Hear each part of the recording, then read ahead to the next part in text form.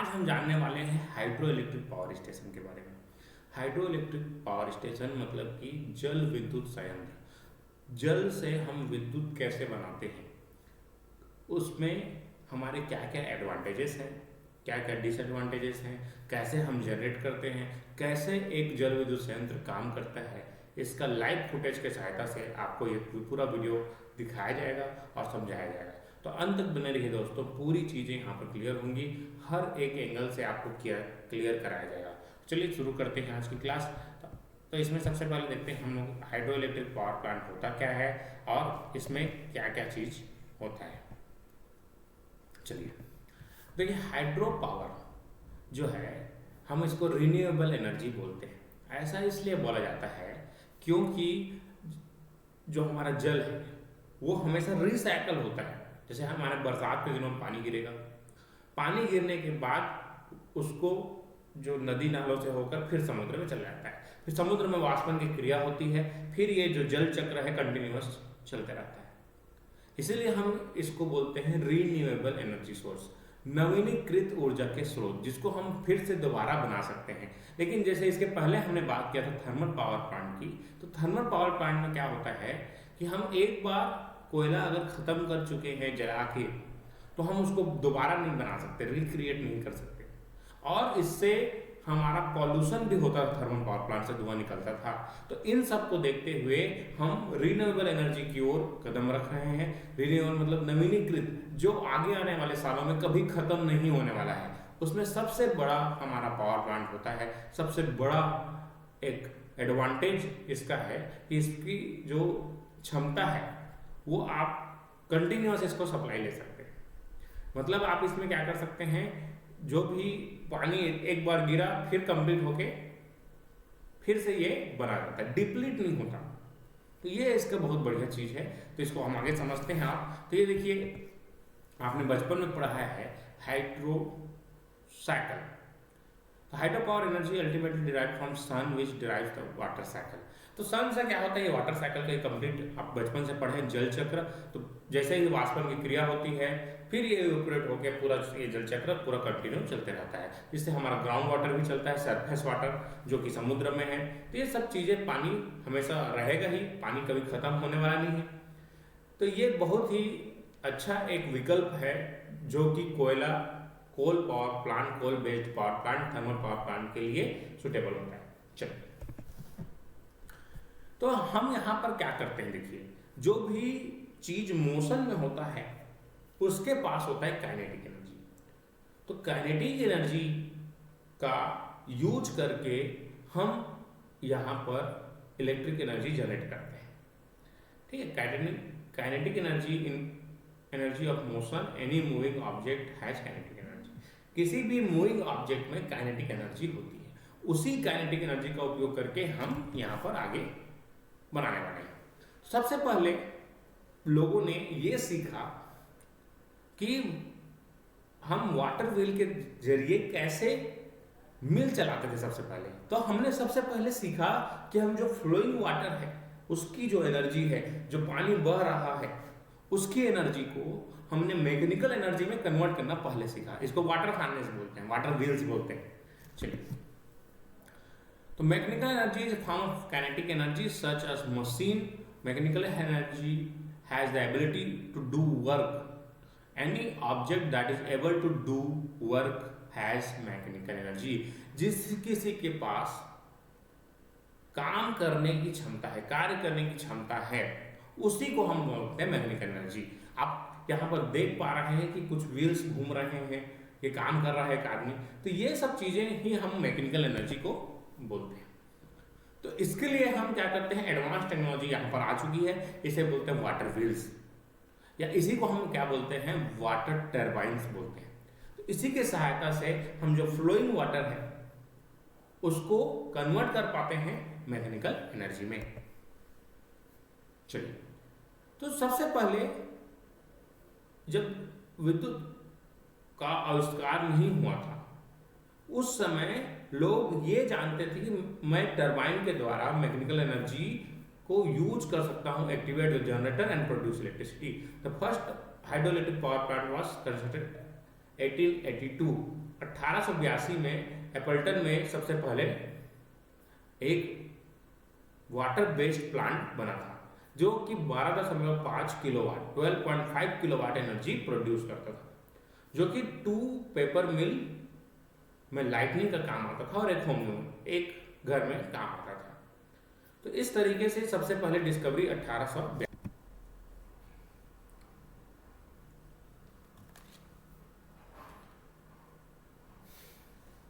चलिए दोस्तों, तो हाइड्रो इलेक्ट्रिक पावर होता क्या है? तो जो plant kinetic energy flowing water को इलेक्ट्रिकल एनर्जी में कन्वर्ट कर पाता है उसे हम बोलते हैं हाइड्रो इलेक्ट्रिक पावर स्टेशन। चलिए, इस तरीके से इसका बेसिक फंक्शनिंग होता है। देखिए, जो डायग्राम में बताया गया है, फ्लोइंग वाटर कैसे टरबाइन में आता है। टरबाइन जो है एडवांस वाटर व्हील है, जो पहले जमाने में वाटर व्हील हुआ करते थे, उसी का एडवांस फॉर्म है आपका ये टरबाइन्स, जो कि कन्वर्ट करता है फ्लोइंग वाटर को आपका काइनेटिक एनर्जी में। चलिए, ये इसका बेसिक लेआउट है कि हमारा जो हाइड्रो इलेक्ट्रिक पावर प्लांट होता कैसे है। तो एक डैम बना कर रखते हैं। डैम जो है एक रिजर्वायर होता है। तो रिजर्वायर मतलब जहां पानी को इकट्ठा करते हैं, शॉर्टकट भाषा में बोलूँ तालाब, झील बोल सकते हैं। झील में पानी इकट्ठा होता है, उस तरीके से इकट्ठा करके रखते हैं। फिर डैम क्या है, उसको एक हेड प्रोवाइड करता है, ताकि एक ऊंचाई प्रोवाइड करता है, जिससे अगर ऊंचाई से कोई भी चीज फ्लो होता है उससे हम ओवरव्यू समझते हैं कि पावर प्लांट होता क्या है, कैसे वो काम करता है। तो आप यहाँ पर देख पा रहे हैं कि ये यहाँ पर एक हमने रिजर्वायर बनाया हुआ है, जो कि वॉल्यूम को राइज करने का, लेवल को राइज करने का काम करता है। उसके बाद एक स्टॉपर बनाया हुआ है जिसको हम डैम बोलते हैं। उसके बाद यहाँ पर देखिए वाटर फ्लो के लिए पाइप बनाया गया है, गेट बनाया गया है, सर्च टैंक, पेन स्टॉक, इस तरीके से, और लास्ट में क्राफ्ट ट्यूब, जो कि बाहर पानी को भेजता है। उसके बाद ये जनरेटर इस तरीके से घूमता है। तो यहाँ पर वर्टिकल जनरेटर लगा कर रखते हैं। इसके पहले स्टीम टरबाइन पर आए थे तो वहाँ पर हॉरिजॉन्टल जनरेटर लगा हुआ था। चलिए, तो यहाँ पर स्टार्ट करेंगे आज का टॉपिक। तो चलिए कैसे भी स्टार्ट करते हैं। देखिए, इसमें तो कंप्लीट हो चुका है आपका। उसके बाद देखिए, तो ये इस तरीके से मैंने आपको बताया कि लेक से कैसे वाटर आता है। तो ये देखिए, लेक से वाटर आ रहा है, फिर ये हमारा टरबाइन घूम रहा है, उसके साथ शाफ्ट के साथ ऊपर जनरेटर कनेक्टेड है, वो कनेक्ट हो रहा है और हमको इलेक्ट्रिसिटी सप्लाई कर रहा है। तो एक एनिमेशन छोटा सा यहाँ पर दिखाया जा रहा है, जिससे आप ये चीज़ों को कंप्लीट करेंगे। चलिए, इसके बाद एक वीडियो दिखा रहा हूँ यहाँ पर, जो कि आपको यहाँ पर कंप्लीट करने का काम करेगा। तो देखिए इसको। Hydroelectric power plant. In a hydroelectric power plant, electricity is produced from water.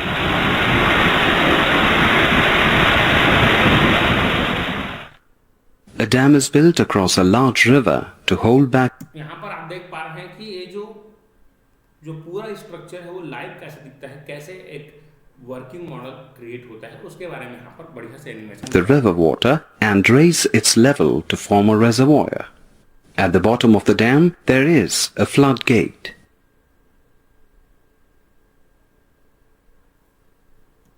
Water flows through the जैसे ही आप फ्लड गेट को ओपन करते हैं, मतलब गेट को खोलते हैं, तो पानी नीचे से आएगा। देखिए ध्यान। penstock and rotates the turbine. The flowing water rotates the turbine, which is placed at the end of the penstock. The turbine, in turn, rotates the shaft that is connected to the coils of a generator. These coils are placed in between strong magnetic poles. The rotating shaft turns the coils. The change in magnetic field due to the movement. इसके बाद देखते हैं आगे। जो कि next video देखिए। इसमें तो एक बेसिक ओवरव्यू आपको पता चला कैसे आपका जनरेटर वर्क करता है। हाइड्रोइलेक्ट्रिक प्लांट, पानी आता है, घूमता है और ये आपका काम करता है। चलिए इसी का दूसरा वर्जन देखते हैं, इसी का एक और वर्जन, इससे थोड़ा और क्लियर होगा आपका concept. Hydropower. Hydropower, or hydroelectricity, refers to the conversion of energy from flowing water into electricity. It is considered a renewable energy source because the water cycle is constantly renewed by the sun. One of the first uses of hydroenergy was for mechanical milling, such as grinding grains. जैसे मैंने आपको बताया था कि पहले जब शुरुआत में हुआ तो इसको ग्राइंडिंग करने के लिए मिल के लिए उपयोग करते थे और जैसे But today, modern hydro plants produce electricity using turbines and generators. The mechanical energy created by moving water spins rotors on a turbine. This turbine is connected to an electromagnetic generator which produces electricity when the turbine spins. There are two main types of hydroelectricity production, dams and run-of-river. देखिए dam और run of river दो प्रकार के होते हैं।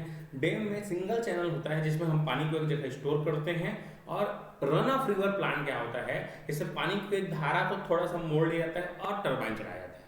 मतलब ये run of river जो है इसके लिए हमको अलग से स्टोरेज डैम की जरूरत नहीं पड़ती। लेकिन जब यहाँ पर एक और दूसरा टाइप आपको जो दिखाया जा रहा है उसमें आपको अलग से डैम की जरूरत पड़ती है। Hydro dams utilize the potential energy from dammed water to produce electricity.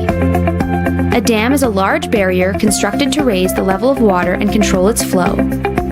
The elevation created by the dam creates gravitational force for turning the turbine when water is released. Some dams देखिए यहाँ पर ऐसा पानी आ रहा है तो ये electricity current कैसे प्रोड्यूस हो रहा है उसका एक बढ़िया सा working model also contain an additional reservoir at their base where water is stored to be pumped to the higher reservoir for release when electricity is in demand. अब ये जो आपको रिवर्स केस बताया जा रहा है इसको बोलते हैं हम लोग पम्प्ड स्टोरेज प्लांट, जहां पर पानी कम होता है, पानी की रिक्वायरमेंट का ज्यादा है और पानी कम है, वहां पर हम इसका यूज करते हैं पम्प्ड स्टोरेज प्लांट। इसके बारे में डिटेल में नेक्स्ट वीडियो में बताया जाएगा।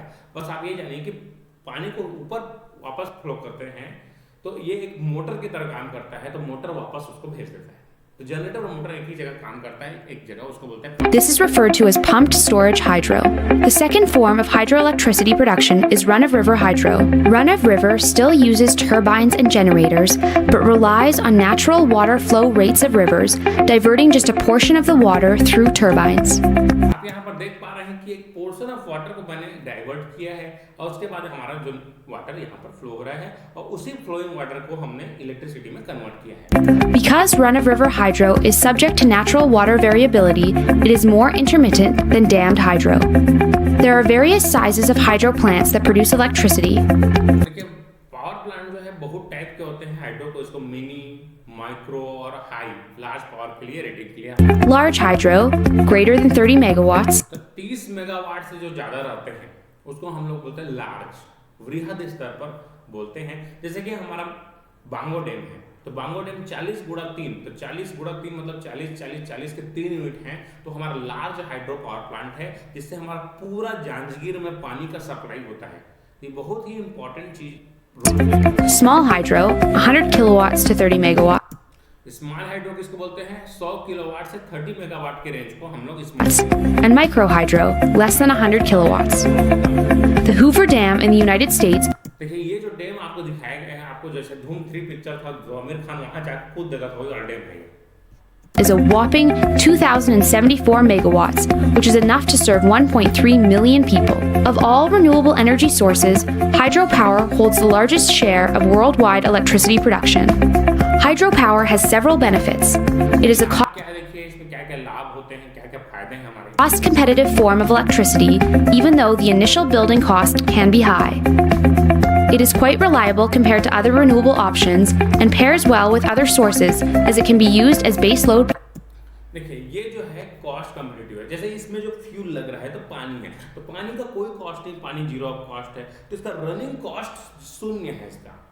यहीं पर अगर मैं देखूं थर्मल पावर प्लांट के बारे में, तो थर्मल पावर प्लांट में कोल का कुछ न कुछ हमको अमाउंट देना पड़ता है, तो यहाँ पर रनिंग कॉस्ट बहुत ज़्यादा होता है कंपेयर टू हम कंपेयर करें हाइड्रो इलेक्ट्रिक पावर। रिलायबल है, ये भरोसेमंद है, पानी कभी खत्म नहीं होगा आपका, तो आप पानी को आप यूज भी कर पा रहे हैं, नहर में भी भेज पा रहे हैं हम, साथ ही उससे यूज करके हम इलेक्ट्रिसिटी भी प्रोड्यूस कर पा रहे हैं। तो एक काम दो कारा स्टेप से, पानी भी आपको नहर में मिल गया, पानी के साथ साथ आपके जो नदी से और जो गांव हैं आसपास के, जैसे हमारे गांव में आसपास के जितने भी गांव हैं, तो उसमें हम रबी फसल भी बोते हैं, तो रबी फसल में के लिए पानी कहाँ से आता है, तो वो जो है आपको बांगो डैम है वहीं से पानी आता है। मिनी माता बांगो परियोजना बोलते हैं, 40 गुणा 3 मेगावाट का है। Power. In some cases, dammed reservoirs can also help with flood control. बाढ़ को नियंत्रित करने का भी हमारा काम आता है। and be a reliable water supply for communities. Water supply करने का बहुत ही इंपॉर्टेंट रोल प्ले करता है। इससे गर्मी के दिनों में जितने भी तालाब जो सूख जाते हैं उनको पानी सप्लाई करने का, गाँव को सप्लाई करने का काम करता है। अगर ये पहले के ज़माने में जैसे ये जो हमारा मांगो डैम नहीं था तो पानी का यहाँ पर बहुत ज़्यादा कमी हो जाता था जांजगीर में, तो यहाँ पर खाने के लिए दाना नहीं रहता था, ये तकलीफ होता था यहाँ पर। तो इससे हम क्या करते हैं, प्रोडक्शन भी कर सकते हैं, इलेक्ट्रिसिटी प्रोडक्शन भी करते हैं, वृहद यूज है। जब जितने पशु पक्षी हैं सबको पानी भी मिलता है, तो बहुत ज़्यादा इम्पॉर्टेंट रोल प्ले करता है। जो भी डैम है, रिजर्वायर्स हैं, वो सब किसी भी कम्युनिटी के लिए बहुत ज़्यादा। There are also some concerns with hydropower, especially when it comes to large dams. Damming a इसमें देखिए अपने को डिसएडवांटेज क्या है। सबसे पहले हम इसको कहीं पर भी नहीं लगा सकते, क्योंकि इसको हमको लगाने के लिए एक बहुत ही लार्ज अमाउंट में जगह की जरूरत पड़ती है, तो बहुत सारे गाँव को खाली करवाना पड़ता है।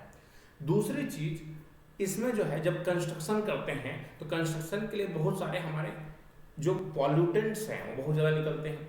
तीसरा चीज, इसमें और एक चीज दिक्कत है, अगर यहाँ पर पानी जैसे बरसात के दिनों में हम 24 घंटे सप्लाई ले सकते हैं, लेकिन पानी जहाँ पर कम हो गया, रिजर्वायर में पानी रखना जरूरी है, तो हम वहाँ पर वाटर सप्लाई से इलेक्ट्रिसिटी जनरेट नहीं कर सकते। मतलब इसमें अगर मैं 12 महीने 24 घंटे बोलूँ तो इलेक्ट्रिसिटी जनरेट नहीं हो सकता। तो ये मेन कंसर्न है इसका, ठीक है। river has a major impact on the local environment, changing wildlife habitats, blocking fish passage, and often forcing people in riverside communities to move out of their homes. In addition, dam failures can be catastrophic, claiming the अगर गलती से बांध टूट गया तो पूरे जगह में क्या आ जाएगा, बाढ़। lives of those living downstream. Hydro plants are also not completely free of greenhouse gas emissions.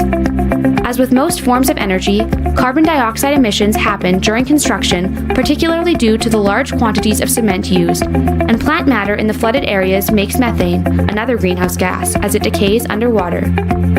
That's hydropower.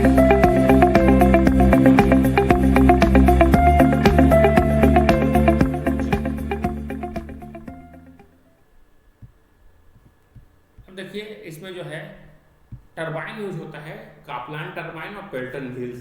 उनकी जो वर्किंग हो कैसे होता है उसको मैं इस वीडियो में आपको दिखा रहा हूँ। Kaplan turbines are suitable for power extraction when water energy is available at low head and high flow rate, which means they are suitable for operation when water is stored in a big reservoir at a relatively shallow altitude. In Kaplan turbine, flow is entered through a spiral casing. Decreasing area of casing makes sure that flow is entered to the central portion, almost at uniform velocity, throughout the perimeter. Water after crossing the guide vanes, passes over the runner. Finally it leaves through a आप देख पा रहे हैं कि पानी इस तरीके से इसमें कैसे फ्लो हो रहा है, तो ये आपका कापलान टरबाइन है, ठीक है। इसी तरीके से आपका Kaplan turbines are suitable for power Finally it leaves through a draft tube. इस तरीके से complete. Most important part of Kaplan turbine is its runner. Cross section of runner blade will have a curved shape. When water flows over it, it will induce a lift force due to airfoil effect. Tangential component of lift force will make the runner rotate. इसके बाद इसी में अगर आप Pelton wheels के बारे में, Pelton turbine जो बड़े वृहद पावर प्लांट के लिए लगता है,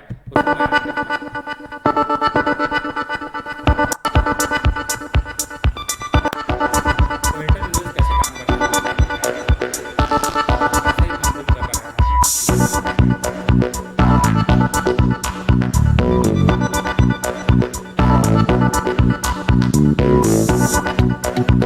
यहाँ पर ये जो दिख रहा है आपको, ये टरबाइन के बीच वाला सेक्शन दिख रहा है, ये टरबाइन ब्लेड्स रहते हैं, और जो साइड साइड में हम लोग नोजल लगा के रखते हैं। तो नोजल क्या काम करता है, हैं जो कि बहुत ही लार्ज अमाउंट में पावर स्केल होता है, वहां पर इसका उपयोग करते हैं।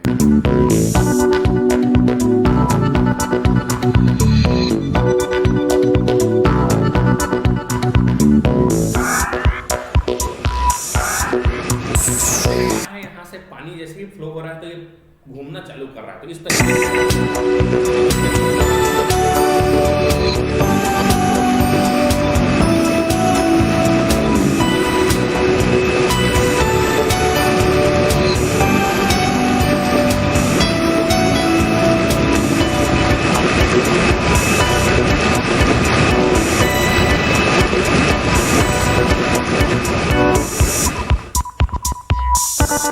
होता है दोस्तों। इस तरीके से ये आपका एक ओवरव्यू मैंने दिया कि आपका कैसे ये पेल्टन व्हील्स काम करते हैं। चलिए आगे बढ़ते हैं। देखिए ये जो है, मैंने जब हम यहाँ विजिट में गए थे हम लोग बांगोटेल, तो वहाँ पर ये रियल लाइफ का फोटो यहाँ पर आपको दिखाया जा रहा है। ये रियल लाइफ का फोटो आप देख रहे हैं, तो ऐसे करके आपका जनरेशन होता है। तो देख रहा है यहाँ पर, देखिए ध्यान से,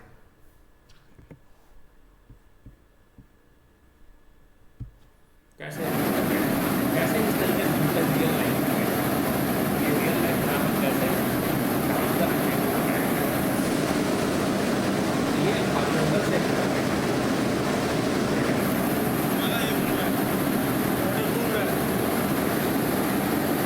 ये प्रैक्टिकल चीज दिखाया जा रहा है, कैसे ये इस तरीके से ऊपर में आपको ये यहाँ पर कपलिंग दिखाया गया है, ऊपर दिख रहा है आपको, ये कपलिंग आपको दिखाया गया है। चलिए यहाँ पास आपको और क्लियर हो जाएगा कपलिंग कैसा रहता है। ये देखिए गाइड व्हील्स है, इससे आपको ये आपको ये जो आप देख पा रहे हैं,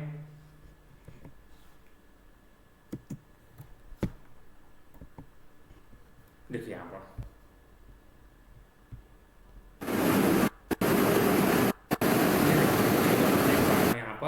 ये आपको जो दिख रहा है, ये ऊपर में आपको कपलिंग दिखाया जा रहा है कि कैसे कपल रहता है जनरेटर और उसका शाफ्ट। चलिए अब ये उसका ऊपर वाला सेक्शन कैसे दिखता है आपको दिखाया गया है। देखिए ऊपर वाला सेक्शन कैसे दिखता है। ऊपर है आपको वर्किंग रियल पावर प्लांट का है, आपको मिनिमम का पावर है, यहाँ पर रनिंग मॉडल दिखाया गया है। इस तरीके से आपका पावर प्लांट कैसे आपको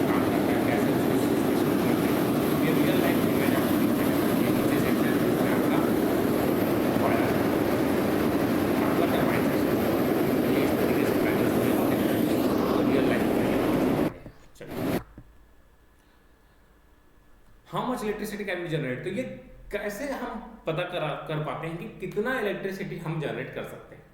तो इसके लिए मैं आपको नेक्स्ट वीडियो बनाऊंगा, उसमें आपको कंप्लीट कराऊंगा कि कैसे हम इलेक्ट्रिसिटी जनरेट करते हैं, कितना जनरेट कर सकते हैं, और इन सब के बारे में कंप्लीट डिटेल आपको नेक्स्ट वीडियो में पता चलेगी। तो आज की वीडियो में मैंने आपको बताया कि आपका हाइड्रो इलेक्ट्रिक पावर प्लांट है क्या, ये काम कैसे करता है, और साथ ही साथ मैंने इसके बाद कुछ एनिमेशंस वीडियो भी दिखाए जिससे आप एक ओवरव्यू ले सके कि कैसे हमारा पावर प्लांट रन होता है। जल विद्युत संयंत्र, इसके मैंने एडवांटेज भी बताए, डिसएडवांटेज भी बताए। आप एप्लीकेशन आप जान रहे हैं कि कैसे हम इसका यूज करते हैं, सिंचाई के लिए भी यूज करते हैं। बहुत देसी परियोजना है ये, बहुत देसी। केवल इसका काम इलेक्ट्रिसिटी जनरेट करना नहीं है, इसका काम सप्लाई, वाटर सप्लाई करना भी है। और जिस दिन अगर सूखा पड़ गया तो धान चावल कैसे होगा, तो इसके लिए वहां पर भी हम इसका उपयोग करते हैं। और गर्मी के दिनों में ये वाटर सप्लाई का भी काम करता है। तो एक बहुत देसी परियोजना होता है हमारा हाइड्रो पावर प्रोजेक्ट। ठीक है दोस्तों, आज के लिए इतना ही रखते हैं। धन्यवाद।